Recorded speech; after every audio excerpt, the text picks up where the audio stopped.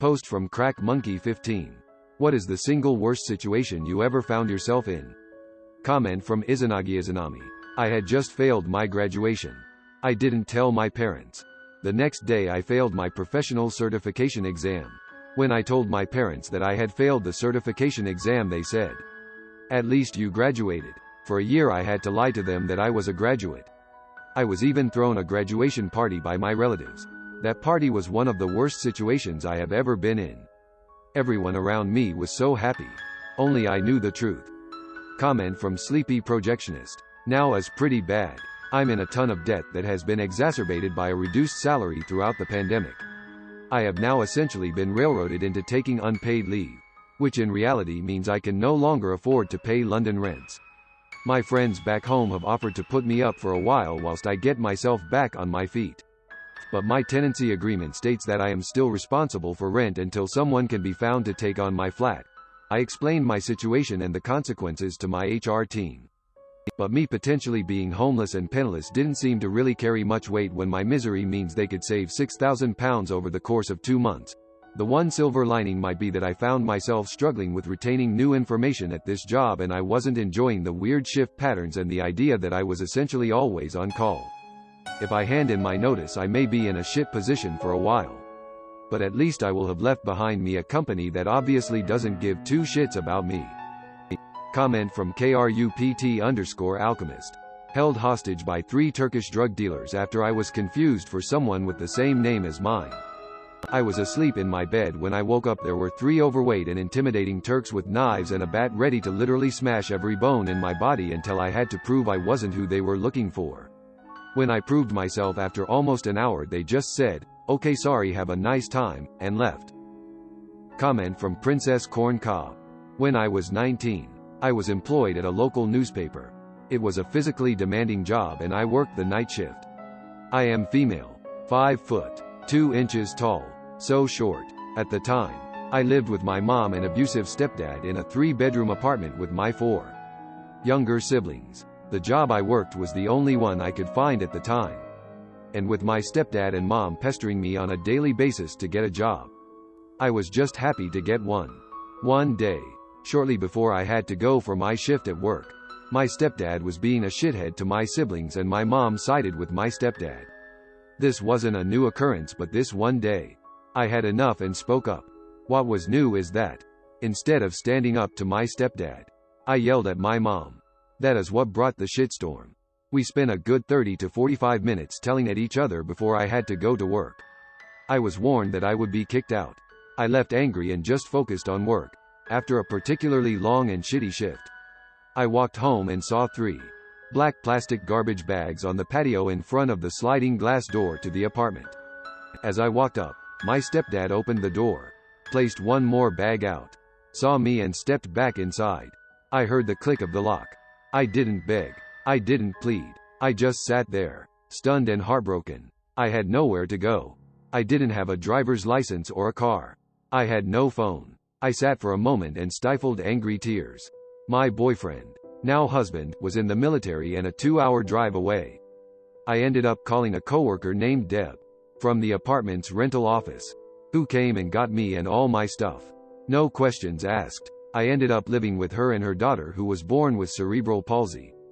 Deb and Jess. I was super fucked and she helped me. I want someone out there to know that Deb was an excellent person, and one of the reasons my life is any kind of good is because of her. You do me a solid if you included people like Deb in any Thanksgiving tomorrow. If you're so inclined. Edit. Thank you for giving a thought for Deb. Hugs and love to you too. Comment from SmuttyBookLover. I was in a put out or get gang raped situation once. I was smart enough to act like I was going along with it and had to freshen up. As soon as I was in the bathroom, I locked the door, fiddled with the water, flushed the toilet while blocking the door with a shelf that I'm so lucky was in there, while calling my mom, who called the cops. Then I just braced against the door and waited for what seemed like forever for someone to show up. Gotta give props to my mom, who always told me I could call her no matter what. She didn't say shit. She just got me out of there and took me home as the cops were clearing the party.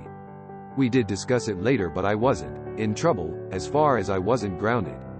I'll take a 4-hour lecture over rape any day. It was incredibly stupid of me to be at a party with people I barely knew who were older than me. Major learning experience. At least I took my mom's previous advice about being aware of my surroundings so I could clearly give an address. Comment from retrobred_. Choking on a mint imperial when I was 13. I stopped breathing and my vision was fading to black until my mom got the mint out. If she wasn't in her bedroom at that moment I would be dead by now.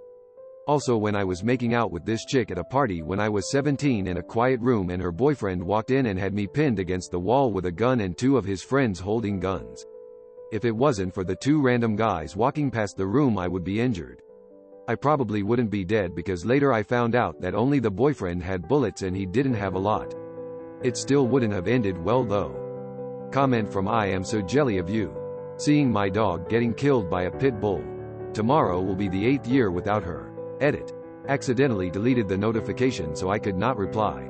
I just wanted to thank whoever gave me the award. Comment from asmuchasievercould. Verbally and emotionally abusive relationship. It happened so gradually that I didn't see it happening. So disappointed in myself and embarrassed once I realized.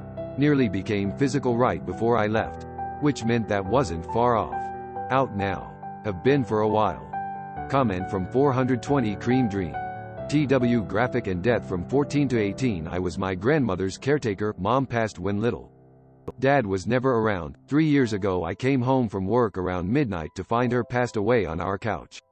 Called 911 and had to touch her to see if I could do CPR. She must have passed not long before I went into work that morning. As she was ice cold when I touched her. Looked like she was sitting up eating breakfast then had a heart attack and kinda slumped over on the couch still sitting up. Her tongue was hanging out all black. All of this by myself. Closest family was 40 minutes away. Called them while paramedics were assessing if she passed or not and my uncle heard to paramedics say she did over to phone. He then had to wake my aunt, grandma's daughter, and tell her. Sat on the end of my driveway for about an hour or so before they showed up. It was about another hour before I was allowed to go inside and grab my purse and clothes. Then drove an hour away to my aunt's. To get to my room I had to pass the couch where she passed, so that was fun.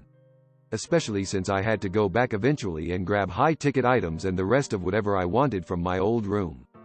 95% of it was tossed by my family as I couldn't bring myself to grab more than a suitcase worth of stuff. Comment from labbykun. My little brother passing away from cancer. He was 11. His little emaciated, cold and hairless body in the coffin seriously messed me up for a while. That was probably the hardest I've ever cried. And that's including the recent overdose death of my sister and heart attack death of my father. The close second is my sister. Because it's strongly suspected that the drugs she used were my mother's. Who can be quite manipulative. Comment from Throwaway Act 112420. On the first day of a 4-day cruise with my boyfriend. I found a video where he was kissing someone else.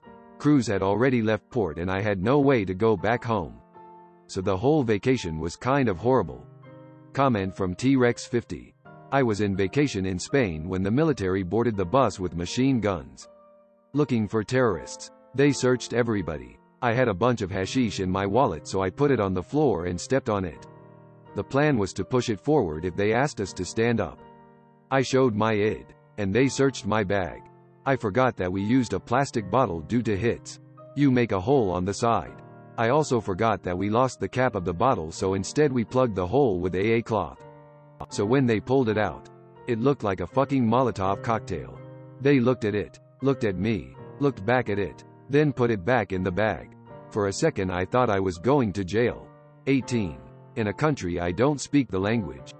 Comment from Wardieshire. Right now, looking after my dad who has Alzheimer's. Living off of 70 quid a week. I feel like jumping off a bridge to be honest, but it's not an option. Comment from Throra_56284.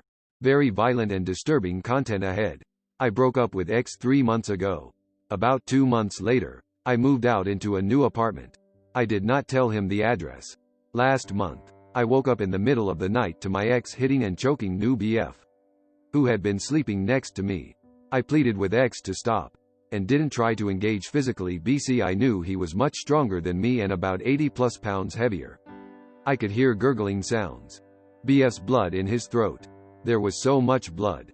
even from what little I could see from the light of the moon and street lamps outside. BF kicked X off of him and I reached for my phone to call the police. X knocked the phone out of my hand and I lunged for it. He held me back by the ankle. A struggle ensued and X was holding me down. BF got him in a chokehold and said, "Let her go." X put his arm around my own neck and said, "If you hurt me, I hurt her."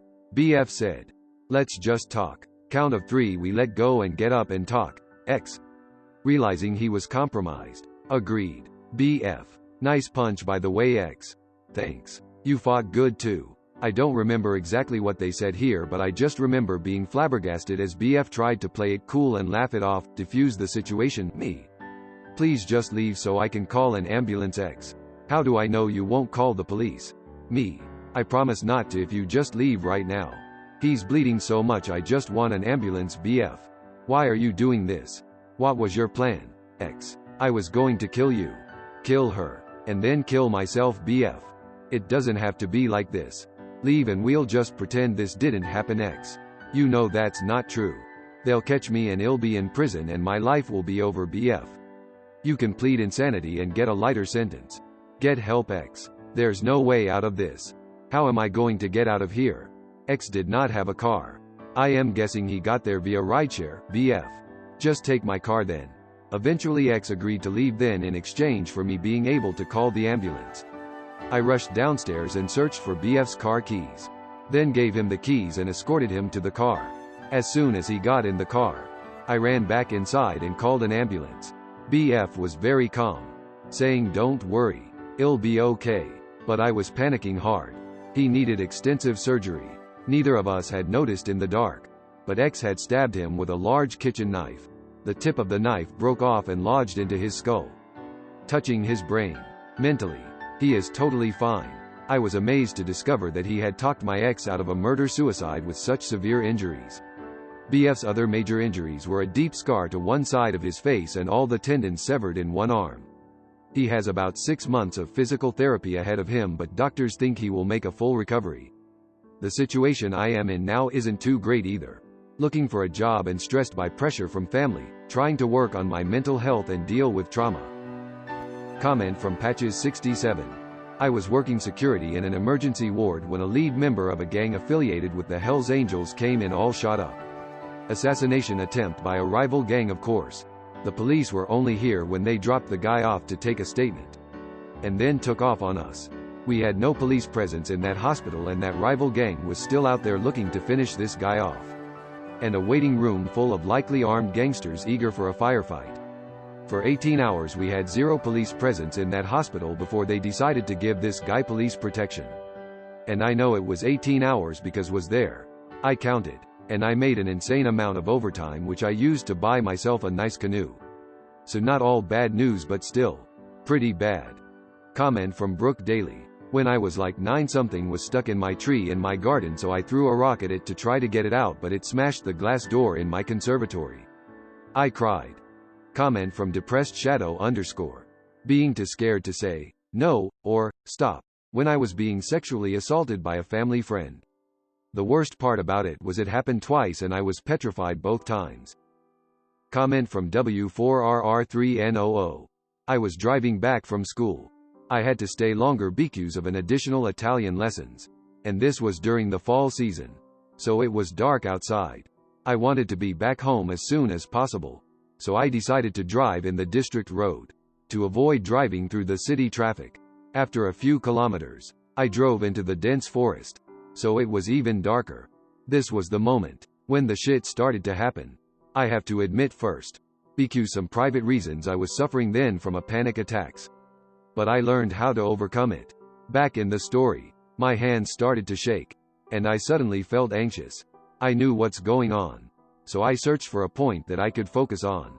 It usually helped, but not this time. It became even worse, and I totally lost control of myself. My eyes felt so heavy, and my body refused to work. The last thing I could do was to press the brake pedal as much as I could. I woke up just to see. I was like 2 inches from the tree. I felt like a shit, and was too weak to do something.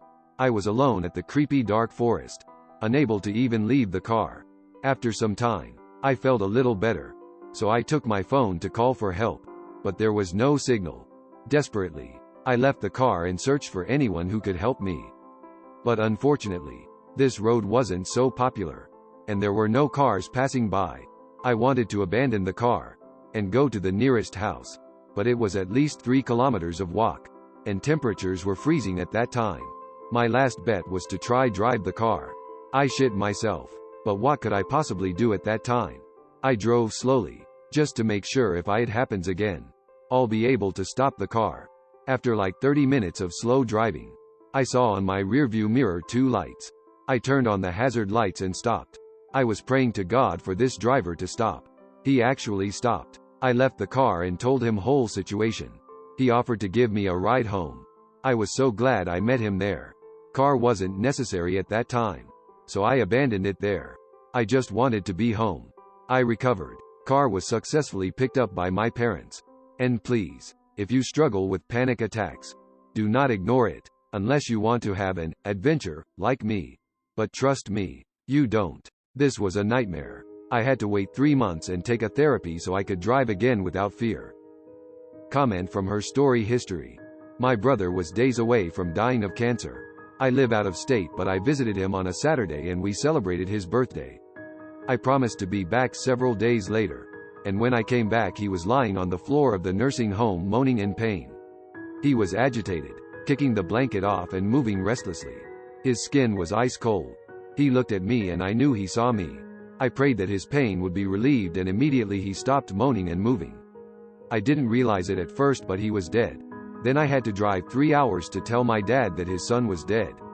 Not a good day. Still, I'm glad I was there for his last moments on earth, and glad that he knew I was there. He was my little brother and he always looked to me to protect him. Comment from waIrusgumbo. I have one that didn't seem scary until hours later. My roommate and I were downtown Austin about to catch a show. We'd parked her car a few blocks away from the venue and before exiting she asked me, "Should we bring my pepper spray?" I answered, "Nah, when have we ever needed it? We'll be fine." Famous last words. The show was a bust and not even 30 minutes after our arrival, we were walking back to her car to head home. We're crossing the street when we hear footsteps speeding up behind us and someone mutter, "Stupid fucking bitches," under their breath. When we get to the sidewalk, this woman abruptly rips my cross-body purse completely off of me. I didn't even have time to think. I just clocked her across the face and I'd luckily had enough momentum behind my punch to drop her to the ground. While she was sprawled out on the concrete, I grabbed my bag back from her. Still on the ground, she's yelling, "I'm going to call the police. You just assaulted me." My friend and I both laughed. Friend replied, "You assaulted her. She defended herself." We walked back to her car without further incident, laughing and recounting the story the whole way home. It wasn't until we arrived home and settled in that the adrenaline wore off and we realized how serious that could have been. If that woman would have had a weapon, an accomplice, or the altercation would have begun in the street, who knows? I called the non-emergency number in the area and just gave a description of the woman. Obviously, she wasn't really going to contact the police, and the altercation occurred right across the street from a resource center for the homeless and a number of venues, bars, so there's just a lot going on in that area. A lot of people. Anyway, we never left the pepper spray behind again. ***, never forget the pepper spray. ***. Comment from Swift Tom Hanks. Back in high school my friend went missing on his birthday.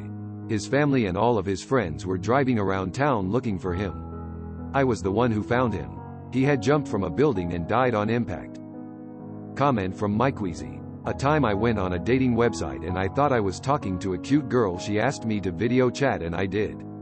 It was just a video of a blonde girl. The person in the chat told me to take my shirt off. Stupidly I did. Then she told me to take my pants off. I did not. She then said she recorded me taking my shirt off and showed me the video. She found my relatives on Facebook with my last name and threatened to send the video to them unless I send her money. I tell her to fuck off and log out. Also stupidly I walk into the other room and tell my mom about that. She yells at me. And I have to feel humiliated like that for the rest of the night.